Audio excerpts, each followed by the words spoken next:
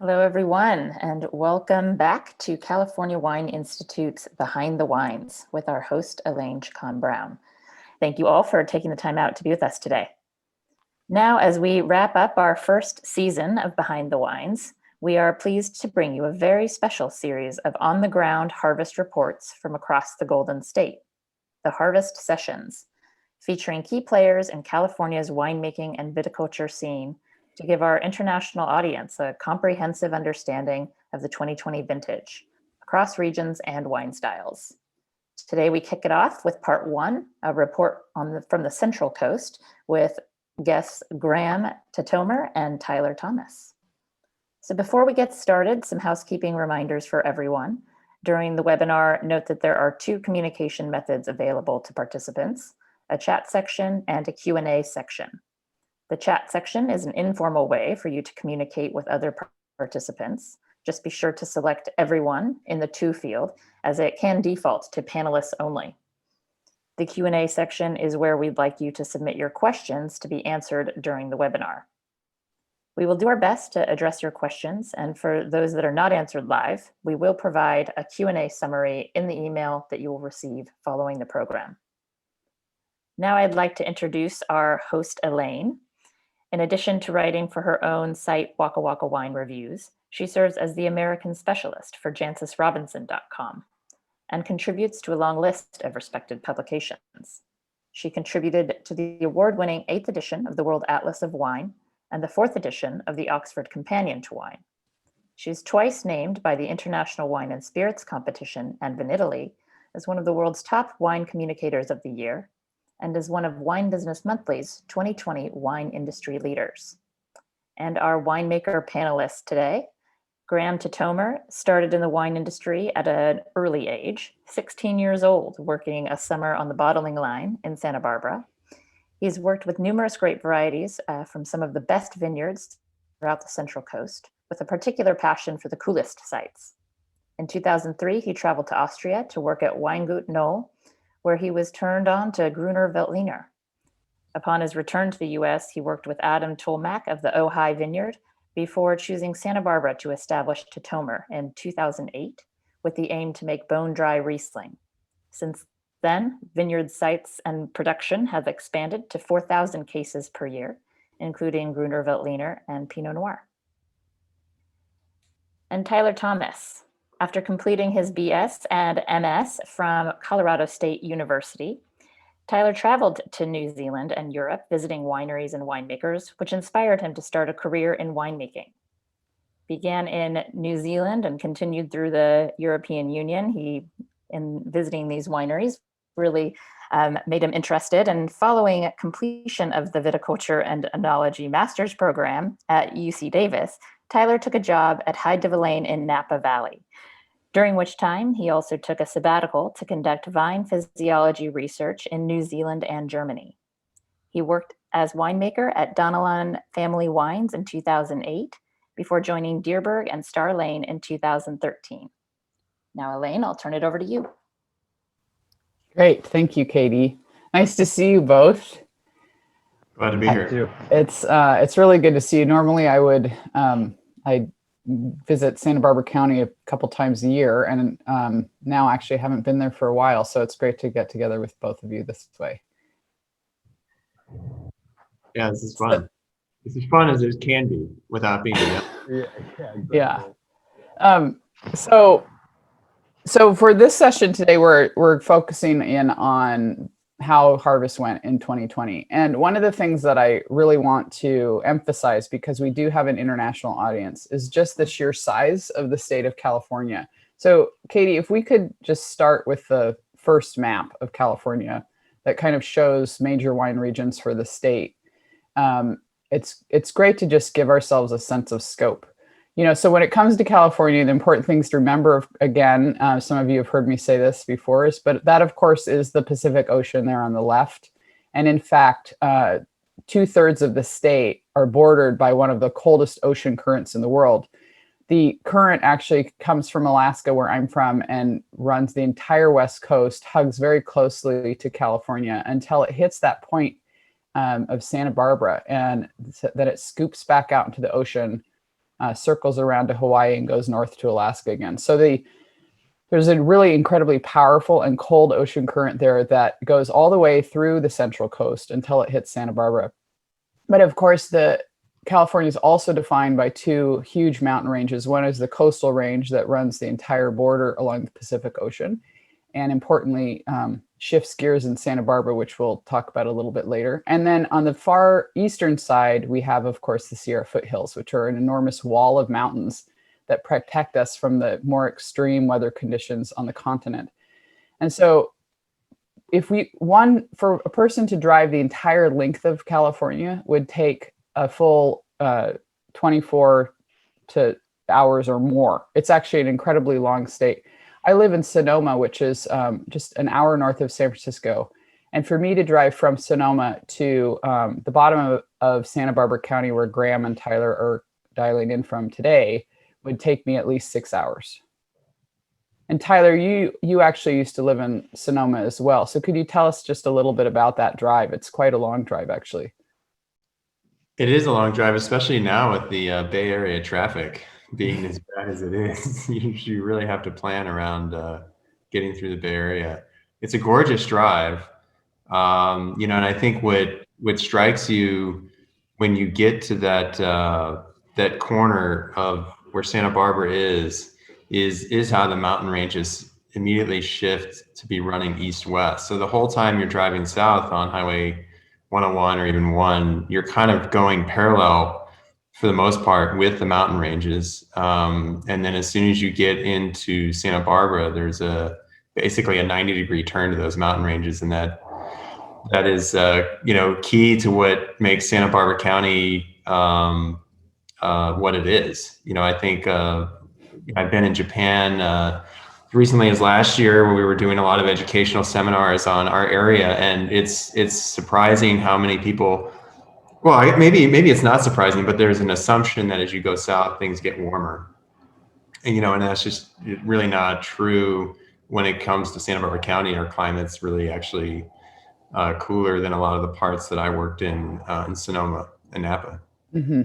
Well, and so part of the point part of the reason why I bring up just the length of the state too is because California's had huge international news this year. There were a lot of difficult fires in the state, but the reality is that California is enormous, and so a fire in one place doesn't necessarily affect vineyards in another place.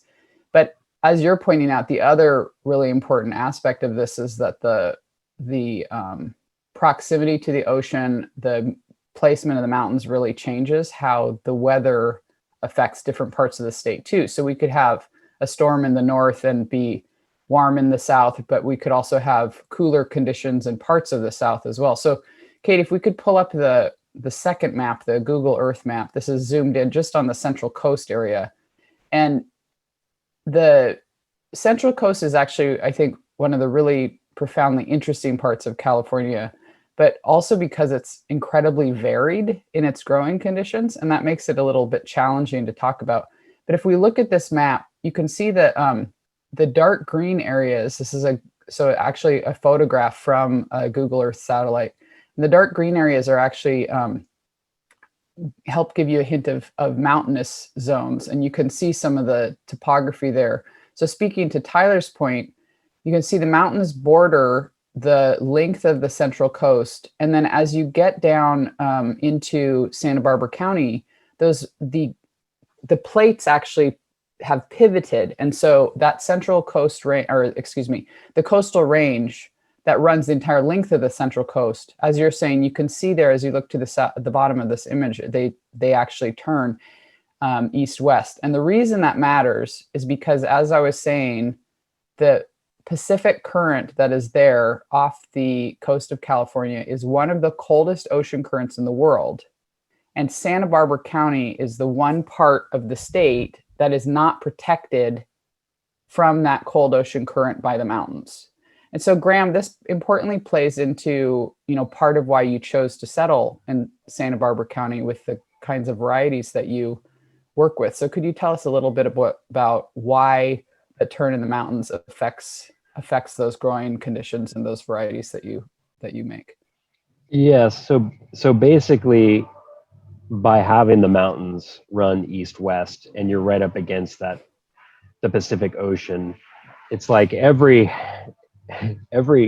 foot, every mile that you are closer to the water, it's really severe how much colder that is, because the there's always this marine layer which is foggy, and that's up and down the coast, but those mountains allow that marine layer, that fog, to roll deep into our valleys all the way to Happy Canyon, you know. And so the way that works is it rolls in and then it rolls back. And so if you can imagine, here, is Lompoc, or the, like the edge of the continent, and here is Happy Canyon. It's like the part that's in Lompoc is really in the fog for the longest amount of time. And so you have this very short window of sunlight, or photosynthetic activity, the closer you are to the water. And that's why I mean, you'll see the newer appellations are more like the way Happy Canyon looks on this map, where it's more of a vertical appellation, which makes a lot of sense, because as that ocean air sort of gets out there and touches it, that dictates a lot of the overall heat, the degrees of heat and sunlight you'll see during the entire day. And that's why you can grow Riesling 25 miles from where you grow Cabernet Sauvignon. Right. So the thing that is important to notice about this map, that Katie's so beautifully made with some of the key AVAs of Santa Barbara County, is look how textural the landscape is. You can really see that those mountains run east-west.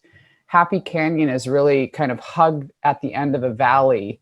And notice in the west, as Graham was describing, Santa Barbara County is fully exposed to the ocean. It actually sits west of that turn in the coastal range. So the wall of mountains that protects most of California from the very cold ocean influence is actually to the east of the growing areas in Santa Barbara County. And the reason that matters is because as inland temperatures, as basic daytime temperatures warm over the course of the day and things get warmer in the afternoon, hot air rises. It creates a kind of vacuum effect down towards the ground. And that air that has sort of emptied out by going up, by just getting warmer, needs to be filled in from somewhere. And so cold air is pulled in from the ocean to kind of fill in that gap. And it creates a daily afternoon wind, but also regular nighttime fog that, as Graham was describing, just fills in that entire western half of Santa Barbara County. I think of it as like a daily breathing pattern. You get a huge inhalation of wind every afternoon, an exhalation of wind at night, but then the fog rolls in. And so this entire area is profoundly maritime influenced and has tons of airflow. But now, part of why this matters in a year like 2020 is because we had to make really serious adjustments to how we approached everything in wine farming and winemaking this year because of the global pandemic. And the maritime influence in an area like Santa Barbara County means disease pressure is a reality, right? And so so now when you have to adjust something like farming practices, you have to really think, where can the adjustments be made and how do we stay safe in a situation like this? So Tyler, with Dierberg and Star Lane, you're actually farming quite a bit of acreage for your estate program. And so could you talk to us a little bit about, what adjustments were you able to make with COVID, considering, the pandemic, and then keeping vines healthy through a year like this? Sure. First, I just want to say it's amusing to me that, these Graham's in a working winery and so am I, and it's still harvest. And I'm very cognizant of the noise in the background, like somebody was walking through and I could hear somebody stirring a barrel. I'm like, wait a minute, can they hear that? And I can hear the forklift in the background. Yeah, I mean, I heard the bell and I was like, wait, anyway, so you have to, hopefully we can talk over the background winemaking noises. Yeah, it was really a challenging year when the pandemic hit. first and foremost, it was we were permitted as growers to be an essential, farming as agriculture. Grapevines don't really care about the pandemic. They're capturing sunlight and photosynthesizing and doing things. So, we have to go out and tend them. And I think immediately the concern was our team and how do we encourage people to work safely. And thankfully with vine rows, our closest spacing is 6 feet, and we have 6 to 8 foot rows, and so you can put one person on each row, and they're 6 feet apart. So that was that. In some ways, it was really more monitoring lunch breaks and those kinds of things. But from a vine health standpoint, yeah, we had most of our acreage contracted, but there's always a portion that's year to year, and people, understandably, with their sales affected, began to alter their original position on how they wanted to approach how much fruit they would take, and we instituted. People were calling it mothballing the vineyard. I feel like that's like giving up, but we called it pandemic farming. And what are the best ways to minimize human passes through the vineyard and minimize costs, and on that acreage that was not contracted, and then also evaluating the spray costs, what sprays you're going to use, how many tractor passes do you really want to do. We like doubled down on evaluating our inventory and found that we had fungicides that we could, if we just planned it right. It was more difficult from our director of viticulture standpoint, but we actually were able to use a lot of our existing inventory that wasn't enough for the whole vineyard. But if you just sprayed this block with it, it would work. And the vines looked a lot less tidy when it came to August. But I've learned over the years of how resilient grapevines are, and that sometimes winemakers, no offense, Graham, and I count myself to this, but they care more about the appearance than the actual physiology that's going on in the grapevine. And so sometimes we do things to vines to make sure they look nice that may only have a 2% impact on the actual physiology, which is what's changing the quality. So we still focused on deficit irrigation, and we had already laid in our soil management plans prior to the pandemic. And I think some of the core things about how you farm, we could take care of even amidst the pandemic. But the sprays were really important because we didn't want to affect next year's crop. Yeah. We wanted to make sure there was enough sunlight getting in. We did do some leafing passes. We had to get the canopy up. So it's tough, because you're laying out dollars that are unlikely to come back to you, but you're looking 20 years down the road. Like this is it's not just about this year, and that's just true. And that's the great thing about growing wine, is it's never about just this year. Graham's making wine and we're making wine that you sell in 2 years, you sell in 3 years, you sell next year. It's rarely widgets that we sell in 3 months. So, well, and something a lot of people don't realize too is that what the vine grows this year actually already contains the kind of blueprint, so to speak, for what will grow next year. And so actually maintaining vine health this year affects next year, which affects the year after. And the thing that's unique about vineyards, they are agriculture, but because they're long-term plants, there's a sort of future-paced expertise that has to go into every year of farming. But that point that you're making, I think, is really valuable. A lot of us that are used to traveling around seeing wine regions that are informed by tourism like to keep their vineyards pretty, but the pretty doesn't affect vine quality, of wine and vine health. And so there's ways to kind of reduce the costs and the amount of work that can maintain quality, even if spider webs start to show up on the vine or something like that.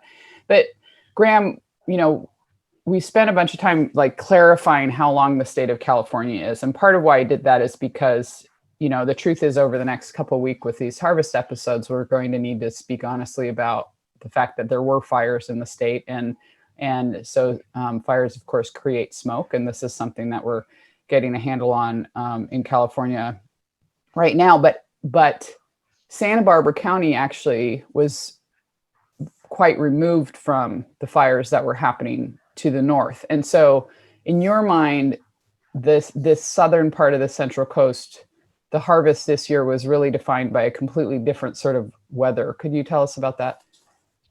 Yeah, you're absolutely right. I mean, it's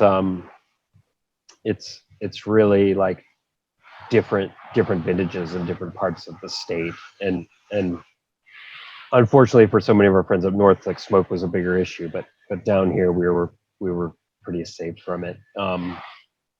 And so in Santa Barbara, or really kind of Edna Valley and Santa Barbara County, where I mostly work, the most notable things were, at least on the notes that I keep in my pocket, are we had late winter rains, a very cool April, like really good for the grapes, not as great to go have a picnic.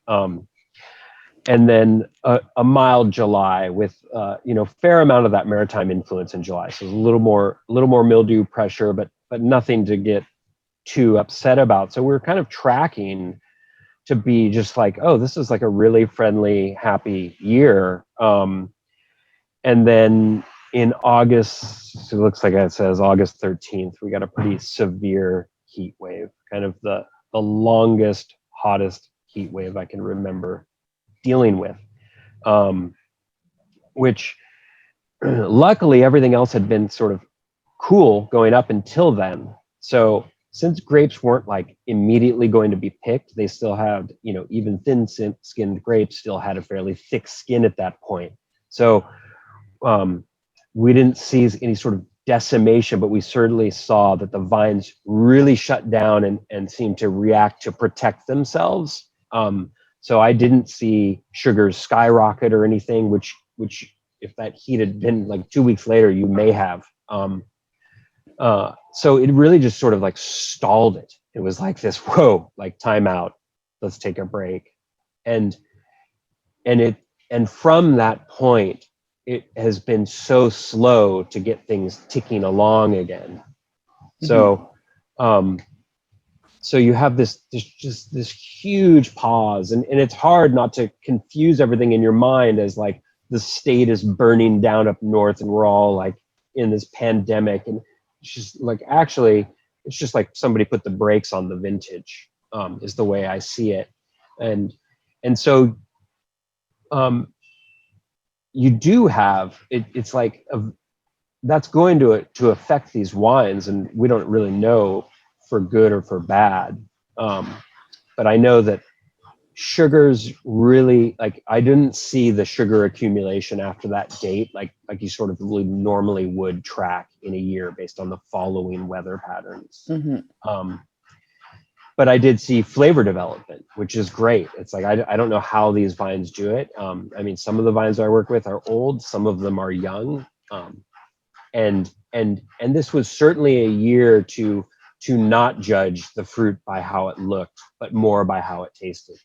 Because a heat event like that will certainly like shrivel the grapes. And in fact, the first pick I'd make every year is a rosé of Pinot Noir from Edna Valley, and the grapes had started to shrivel. But I picked them and they're at 22 bricks, and with vibrant acidity.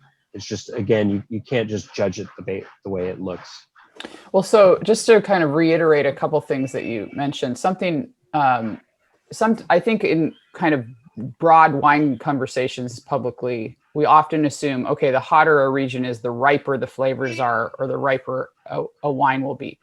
But there's actually a point where if there's a high enough temperature over the course of a day, or we have a heat event like you were just describing, vines are actually profoundly resilient, and they will actually pause the fruit development essentially.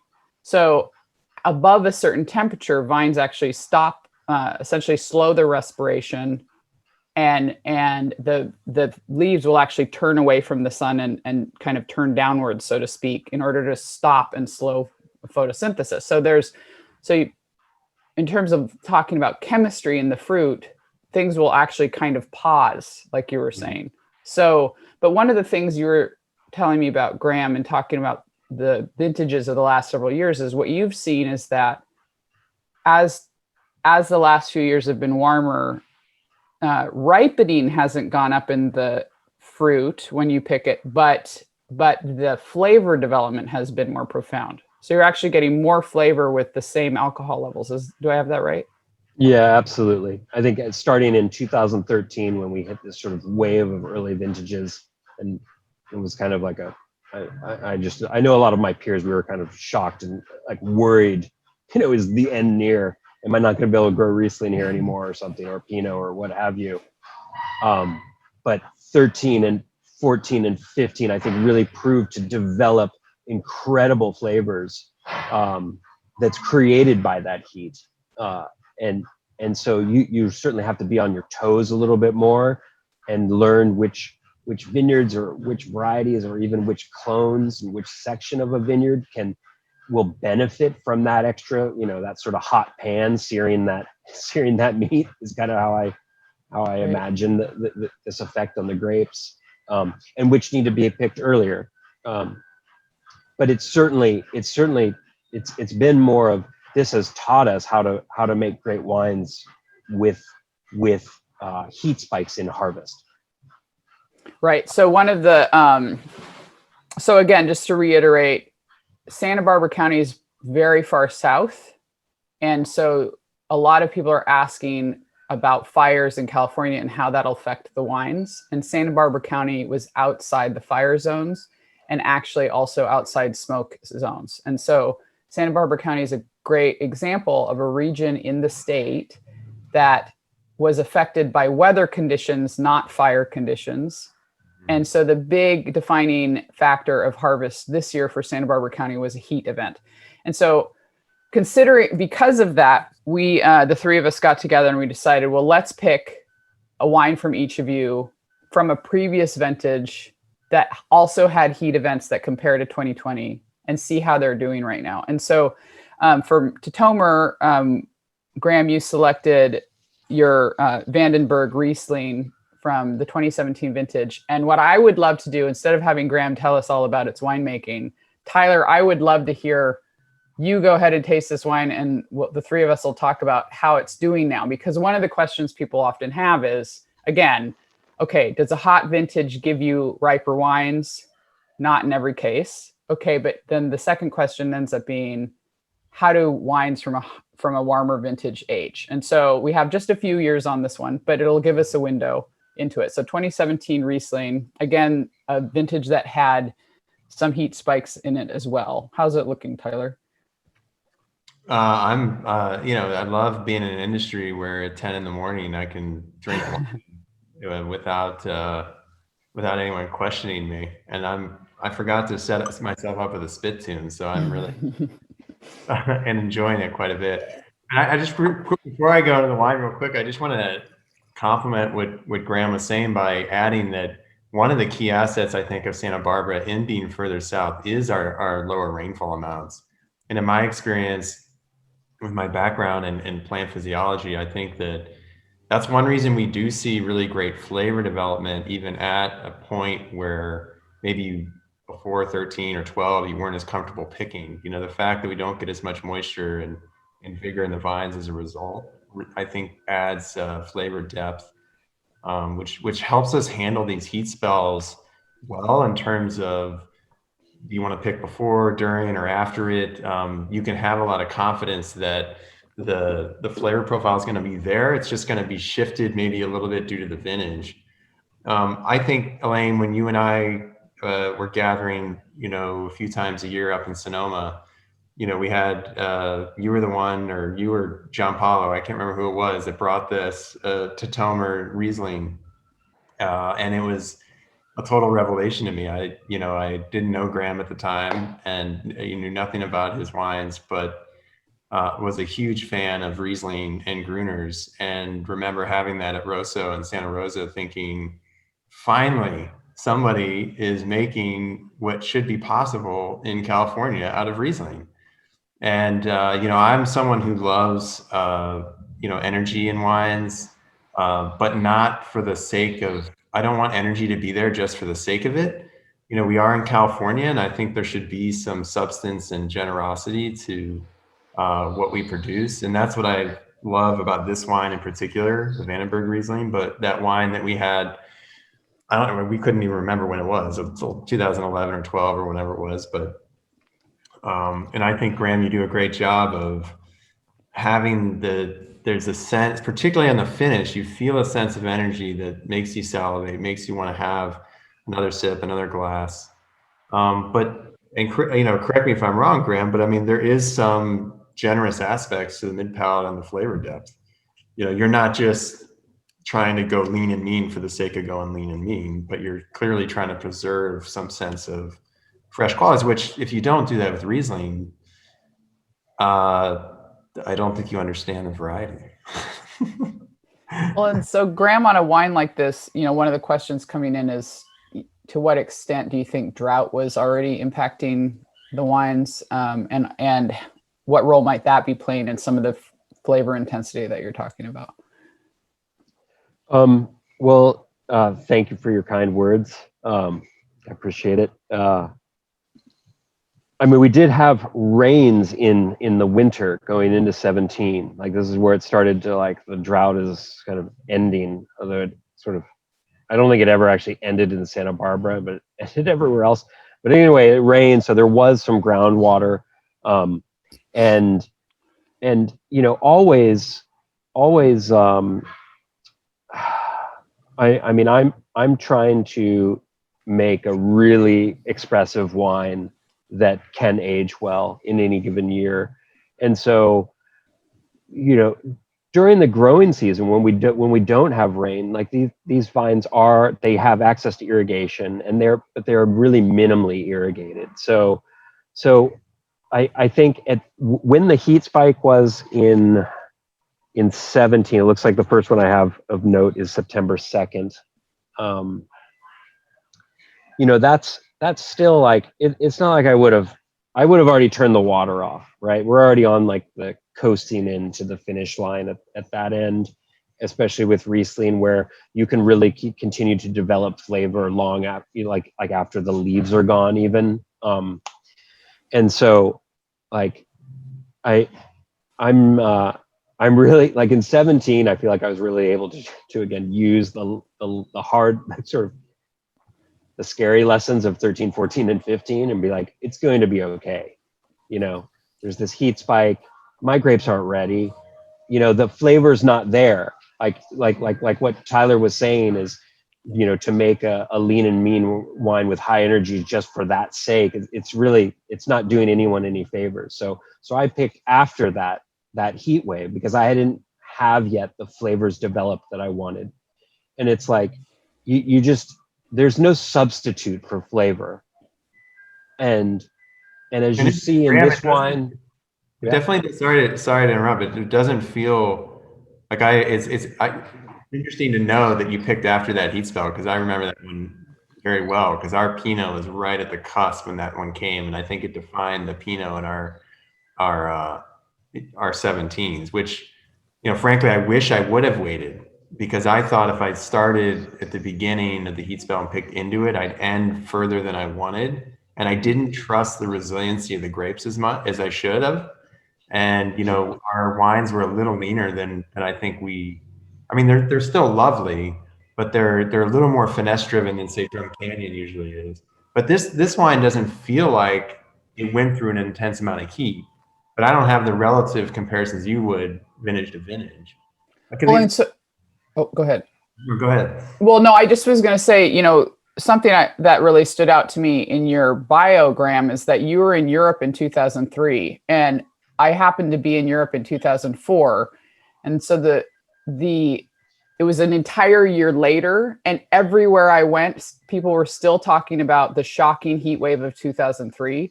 It's an iconic vintage across Europe. To be brutally frank about it, a lot of people across Europe died because the heat was so extreme. And you were in Europe, in Austria, actually making wine. So that's a great example of learning from, how, like Tyler was saying, learning to trust the fruit. So you had a previous heat experience making wine with Grüner, you know, what have you learned from seeing how are those wines doing now? Well, yeah, it's amazing. That year was, yeah, everybody can remember it, especially Europeans, because a lot of people did die. It's just unprecedented heat. And I'm working in the Wachau in Austria, where, you know, they're not allowed to add acid or like anything to the wine, and they're just like, okay, well, this is what it is. But let's keep going here. Let's just do what we know.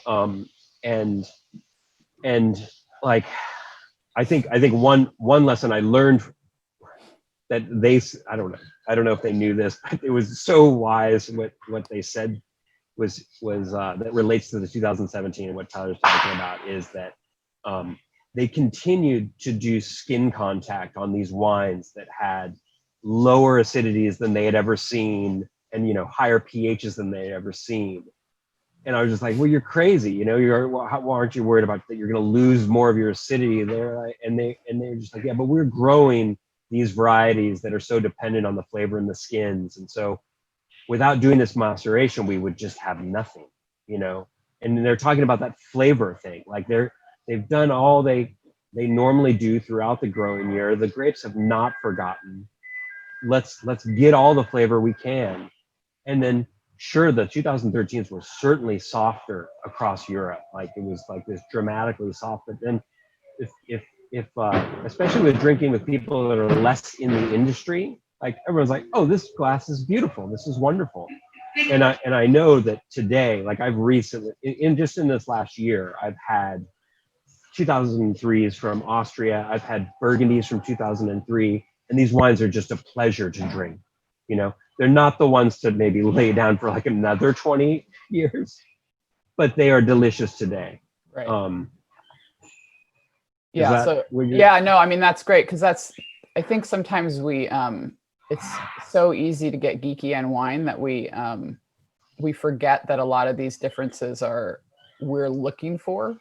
But when it comes to just enjoying wine, actually, these, you know, 2003, there's lots of wines of pleasure for that year. And that's really, this Riesling is incredibly delicious too. But like, Tyler, you're in a really perfect position to talk about how something like heat events affects different varieties. And that's one of the questions that's coming in, is how did different varieties respond to the conditions in this year?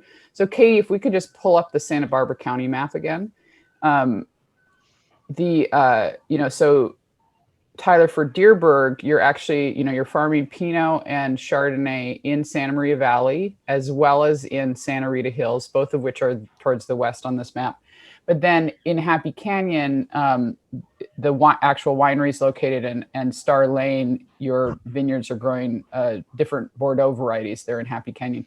So kind of starting in the west, going east, talk to us about how did different varieties do going through this growing season, and especially with the heat events and harvest afterwards.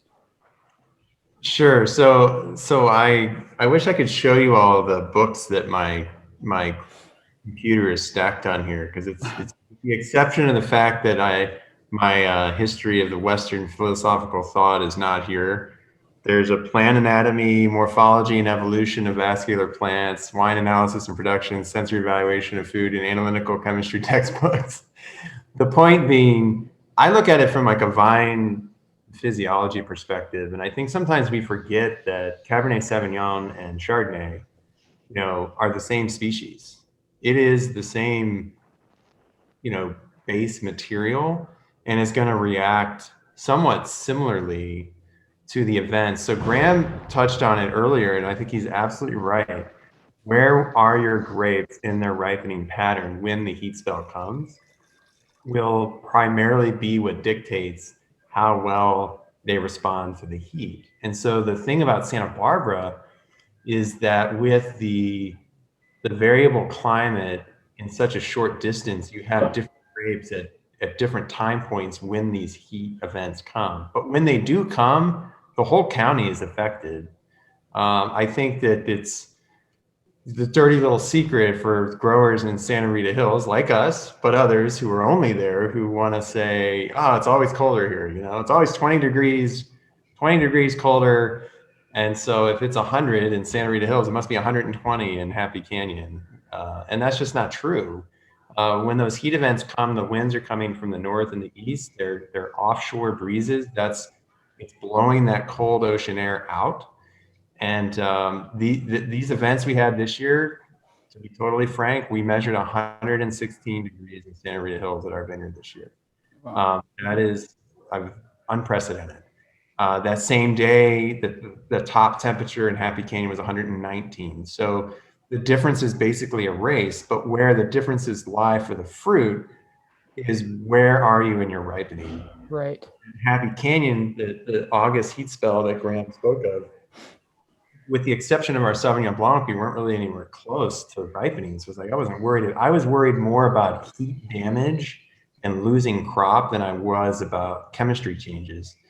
And in the Santa Rita Hills, I think, there is some truth in terms of varietal differences handling the heat with thin skin, thick skin. So depending how much you've exposed your fruit due to your leafing practices, when you get a heat event, you might see more shriveling or color damage in a thinner skin variety like Grenache. We have a little Nebbiolo at Star Lane. I think in Pinot, it depends. Santa Maria Valley, the skins of the Pinot are a little thinner than they are in Santa Rita Hills, which deals with that wind all year round. Mm-hmm. I think you see the vines responding to the wind in the Santa Rita Hills, where you have shorter internodes, so shorter distance between leaves, thicker stems, and also thicker skins. And I think one thing I learned in 17 is that it's better suited to handling a heat spell, even with direct sunlight on the fruit. So again, it's kind of those principles of the nature of the grape and where you are in your ripening that I think dictate more how it responds to heat than, say, variety specifically. Right. But still continuing with your point, though, Sauvignon Blanc, I assume, of the different varieties between the two of you, Sauvignon Blanc would come in first. Grüner would probably come in next, but also Rosé, as you mentioned, Graham. And then, Pinot,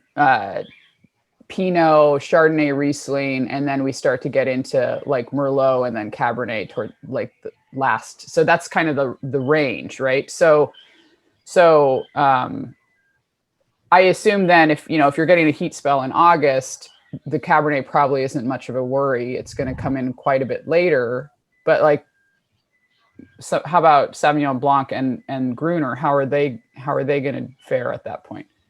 Well, I can say this about, let me say it this way, and I think this will answer your question. So the grapes I was probably most disappointed in terms of where they were after a heat event was Sauvignon Blanc. And the ones that were the most impacted were Sauvignon Blanc. The ones I was most excited about that were also the most impacted was Cabernet.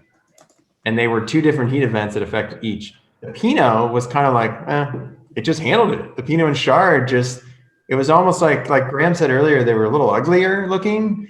And the leaves were, there were parts of the leaves that just gave up, were dying. But the fruit itself and the chemistries and the quality of the wine seemed totally on par with what we expect. Sauvignon Blanc, that August heat spell, our Sauv Blanc was getting close.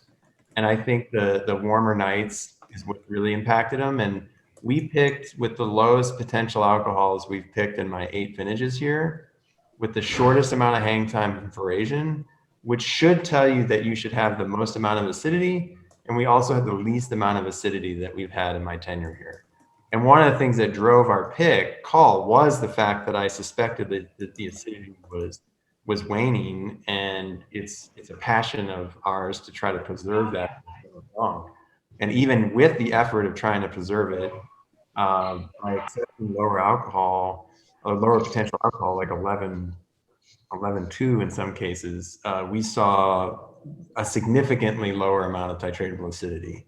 Mm-hmm. Thankfully, we often do malolactic on about 30 to 60% of our Sauvignon Blanc because we pick with such high acid. So we just didn't do any secondary fermentation to preserve it.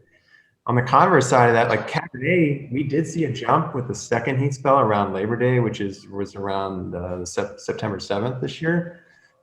we were at a level where I couldn't bring myself to pick ahead of the heat. And after the heat, they had gone a little further than I would have hoped in terms of potential alcohol. But what surprised me was the acid didn't change. And so we got this unicorn scenario of richer textures with higher acid, which really puzzled me because it did not happen with the Sauvignon Blanc. So why the Cabernet did not, why it held its acidity and Sauvignon Blanc did not, I don't know. Right, because again, repeating that earlier point, actually in heat spells, a lot of times the vines will slow or even stop respiration, and respiration is what causes losing, like acid loss essentially. And so you can actually have a case where heat events will actually preserve acidity, as counterintuitive as that seems. So you actually had an experience where a number of your varieties actually did really well through the heat, and it just happens with Sauvignon Blanc. You did see some loss of acid, but you are able to make a cellar choice to not convert malic acid to lactic, and that actually helps keep the zippiness. Yeah, I mean, I think that the wines they'll be softer and not quite as concentrated as people might be used to for our wines, but I'll be perfectly happy to put them in bottle. Like they're going to be lovely Sauvignon Blanc. And you were mentioning being in Europe. I was in Europe in 2005 in the summer and tasting a lot of 02s and 03s. And one thing that struck me about the 03s was the unevenness of quality by producer. And so I think how we handle as producers, this is where I'm such a vineyard oriented guy, but in reality, it's these exceptions, these outliers where winemakers, I think, really earn their medal on how do you handle this kind of heat and what decisions do you make, and that kind of defines where you end up with your wines at the end of the year. No, I think that's a super good point. But the other thing too is I think extreme vintages show the quality of a vineyard, both its location and its farming too. So it's in both ways. It really points out where the best are. But Graham, something, in speaking with both of you before today, something both of you remarked on is that even in the hardest vintage, there's still going to be wine to make. There's still fruit out there somewhere. It's just that in some years you have to lower volumes quite a bit. And Graham, you were telling me, I believe it was in the Grüner, it might have also been in the Riesling though, but that what you saw was that, some of the sun exposed fruit had more, had gotten kind of darker, and you did go ahead and remove some fruit. But what you found is actually the fruit that had gotten sun exposed and damaged a little bit actually protected the inside of the cluster, and the quality on that is really great. And so that's an example of, if you're willing to do the handwork to sort of select the fruit that's right for your wine, you actually, some of the quality is actually quite high on that fruit. Could you tell us a little more about that? Yeah, that's very much variety to variety, and row orientation is really important there as well. So I was talking to you about Riesling in particular, and this is something I saw in 2017, and then also saw now in 2020 on the Riesling that I have, where Vandenberg is grown. And these are north-south rows, where I've left leaves on both sides of the fruit, but there is light leafing on the morning side, the eastern side, because we do have to help dry out all that moisture so we don't have too much mildew. So there's limited exposure on that side. And so in this heat event, especially the second heat wave for 2020, that where Tyler was saying it was like 116 in Santa Rita, that seriously just zapped clusters almost out of existence on Riesling. But on the exposed clusters. The exposed clusters, and that cluster seriously acted as shade for the cluster behind it. Essentially, that cluster became the leaf that was protecting for its shade purposes, the cluster behind it. And so I lost I believe 20% of my yield off Kick-On Ranch. So it's not the end of the world. It's it's not ideal, but that's not too bad at all. And that's just a sacrifice required so that the rest of the fruit can thrive. But I think that really speaks to Tyler's point, though, that in challenging years, you can find quality wine, but you want to trust your producers, so because it really comes down to you were willing to drop fruit that wasn't in the right quality, but it by doing that, you got to the 80% that actually is still in the good quality. So let's go ahead and look at Cabernet, though, specifically, so again, Tyler, Dierberg, you're making Chardonnay and Pinot, but now with Star Lane, Cabernet is really one of your flagship varieties. And so we're going to kind of turn the tables, and, Graham, you actually don't work with Cabernet, just like Tyler doesn't make Riesling. But now tasting this 2017, we went with 17 again, because that is a year that had heat spike. We've got a couple of years on the vintage now. And so how's the Cabernet looking, Graham? Don't compliment me just because we complimented you. Yeah, right. I know. I wish I got to go first. But I mean, I hope other people watching in are able to get their hands on one of Tyler's Cabernets, because I mean, for me, like I don't know how the 2017 vintage characteristics would affect Cabernet, or really like any vintage would affect Cabernet. But I know on the first smelling of this glass, it really took me back to my childhood, where my father collected Bordeaux, and whenever he'd have a good bottle open, he'd like have my brother and I come over and just have a smell and a taste. And so like the fact that this wine could be made just really down the street from my house is just amazing, because I basically drive west to go to my Riesling vineyards, and Tyler makes the wines just a stone's throw to my east.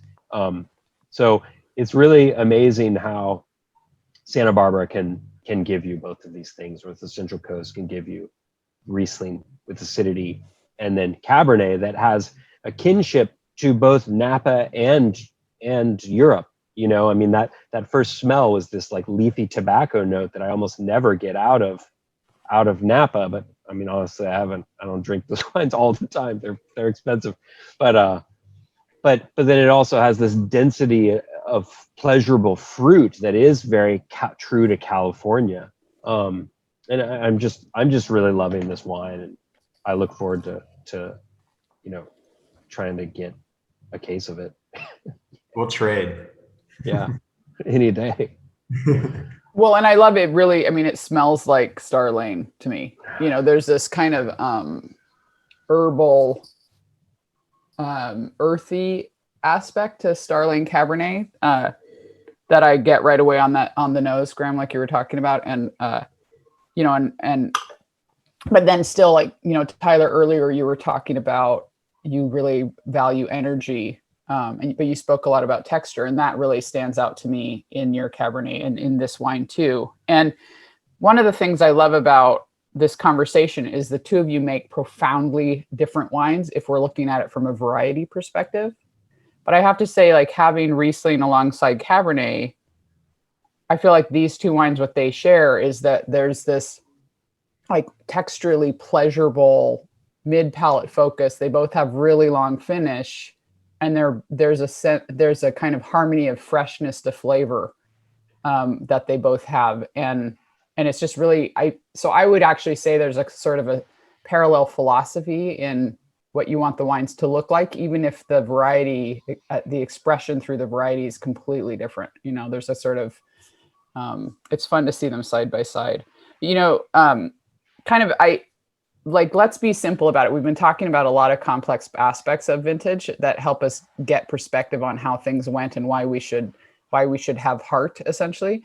But Graham, sticking with you, since you were just talking about the 17, it's super early, right? So we picked 17s because that's a vintage also known for heat spells. But let's come back to 2020. 2 sentences. What do you see so far coming out of your wines from 2020? How would you describe the vintage character? It's really early at this point, but what do you see so far? I see really, really good flavors, nice tannins, fair amount of dry extract in them. It's certainly a little bit softer, more approachable vintage. but simultaneous, just like we've seen historically, I think it will be ageable. Not necessarily like a 50-year aging profile, but certainly a decade or two. Tyler, what do you see so far in from the wines of 2020? Yeah, I'd say similar. I mean, it's one thing that's different is that because we do work with different vineyards that are 20 miles apart, which is a significant difference in Santa Barbara. Pinots seem very normal and handle the heat well. I think are not necessarily uber concentrated because of that. They're going to be they're sort of fresh, spicy, fruity Santa Rita Hills cells. Same with their Chardonnay. It's going to be crisp, brown. I think where we're going to see the difference is in Happy Canyon. And like Graham said, I think there's a generosity of fruit and concentration that maybe goes beyond where I'm normally comfortable with, but I don't think we've lost what Star Lane is. I don't. Sometimes that can come at the expense of the individual identity of the vineyard, and I'm really thankful that what I'm tasting out of barrel still has that Star Laniness that while more generous and a little more fruit popping forward, which I think the 17 does. Is if you have our cabs in a vertical, the 17 really stands out with this a little bit more volatile popping fruit, which when you have it by itself, it's like, wow, it's sagey and herbal, and so I think 20 will be more like 17. But I was, like Graham said, I was concerned when you saw some of the fruit damage, and you could see the protected fruit even on the other side of a cluster, and this is going to be challenging to see what are in these barrels behind me. I mean, this is 20 Cabernet behind me here. Yeah, it's exciting. Can I just add to that real quick? It reminded me of something Tyler and I had been talking about, because it's all super, well said. Is that there was this sense of there's such a sense of sort of doom and gloom this vintage because of COVID, because multiple states are on fire, there's smoke in the air, there's so much turmoil this year that I really kind of found that the fruit that was harvested was like, oh, this is really pleasantly surprising, or like the flavors are there, the flavors are good, or this slightly shriveled Pinot actually tastes great, it just doesn't look great. And since we're working with less fruit, because there certainly was loss, either because we didn't harvest it because of COVID, or somebody else bought it, or the grapes are just gone out of existence. Tyler and I both have these teams, in the wineries, and this is just a great opportunity to be like, let's focus on making this vintage just all that it can be. And we actually have the time and the resources and the manpower in the cellar to not let that be an excuse, or a downfall. Yeah, I think it's a really good point. One thing I really want to clarify, because I think just I'm watching comments coming through. There's a little bit of confusion just around the smoke question. So again, fires in California were in the north. Mm-hmm. Monterey going north. There are different regions. So also just to clarify for people watching, we will speak honestly about how smoke and fire impacted the vintage in the next 2 episodes, but fire was not the story in the southern part of the Central Coast. And so Santa Barbara County had a tiny bit of smoke haze, but testing, I've talked to producers in the region. Some people did go ahead and test for smoke just to check in, but there's really not a smoke impact for wines in Santa Barbara County. Do either of you want to add to that, just again as a clarification point? I mean, I did test my sort of smokiest, like most potential problem, and there was no issue at all with the numbers whatsoever. Right. Yeah. And we had clients test our fruit. We tested our fruit, and we had no problems with indicators. And we also had people from the North Coast. I dealt with fires in 2008. I'm very familiar with what smoke taint tastes like, what it can do, how hard it is to deal with. And we had North Coast buyers come, and I said, come taste the wines. We've got Cabernet that's dry. Come taste it. and we still had fruit from the lower part of the vineyard that had paused because of that heat, like Graham was talking about. And they recognized that the wine was clean and ended up buying, some of our extra Cabernet. So it's not to ignore that it was an issue, but yeah, it was. We really did have some of the cleanest air in the state, a little bit of a haven, a bubble here, which is great personally for our wine. If I could just reiterate what Graham said, please. I talked mid-vintage or early in the vintage of, it's our duty to knock this vintage out of the park. I've tried to encourage our team to focus on that purpose, that people are going to be enjoying these wines several years from now, and hopefully several years from now. The pandemic is a memory, and when you open up these 2020 wines, we want to deliver something that creates pleasure, so that you can remember you made it through a pandemic and restrictions and shutdowns and isolation and loss of life. And wine is so great for that. And I think we both, Graham and I, feel that obligation almost to the customer to try to really do our best to deliver something great this year. Well, I think, that's something I heard from both of you as, we were talking this last week, kind of leading up to this. Both of you really reiterated 2020 is a year people around the world are going to remember forever, right? And for a lot of different reasons, but like the whole world has been in this together in the pandemic, and it's been this, excuse me for getting emotional, but it's been a challenging year, right? And it's been a very strange situation where, to be honest, like I've been home and isolated more than any year before, and yet strangely feel more connected to people than I ever have before as well. And something I heard from both of you was just that emphasis that you're very aware that in a couple of years, the 2020 wines are going to be released. And years from now, people are going to remember 2020. And you are both very aware that there's a kind of attention that will be brought to this vintage, whether because of wine quality or just because of pandemic memory, and so, Tyler, you actually made the comment that you feel like you're duty bound to make the best wine you can.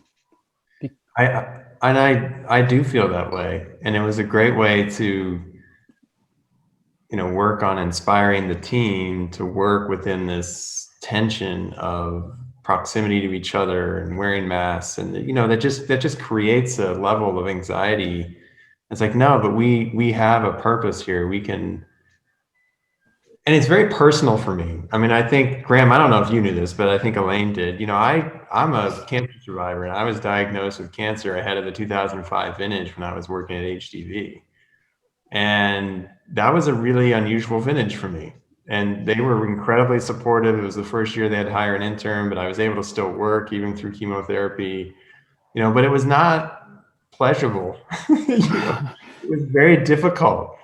And when I left HDV in 2008, I bought several cases of the 05 Belle Cuisine red wine they make. And my wife and I open up at least a bottle a year, and I wanted some for 20 plus years.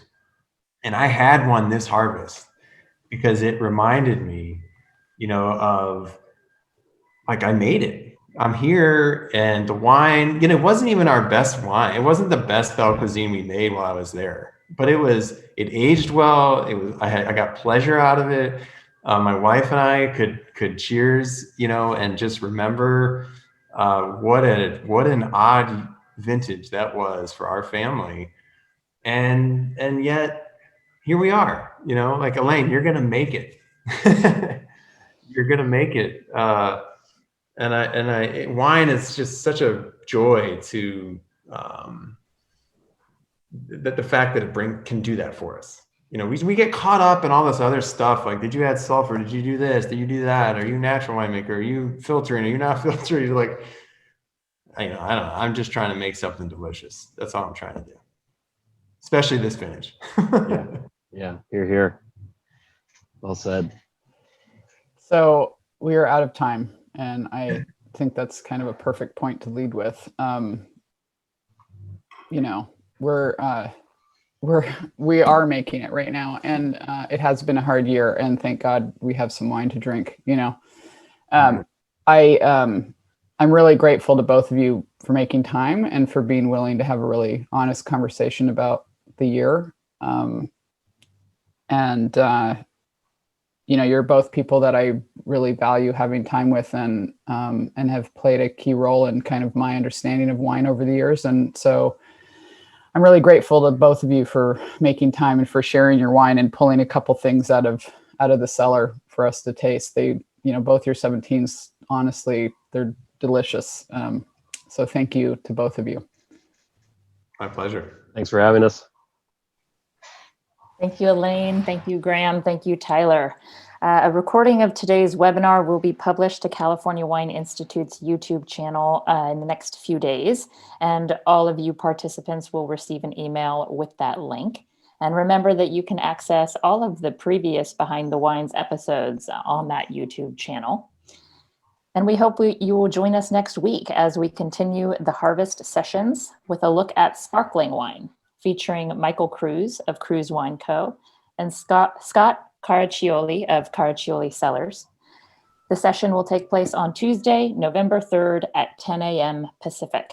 So once again, thank you to all our attendees, and hope we see you next week.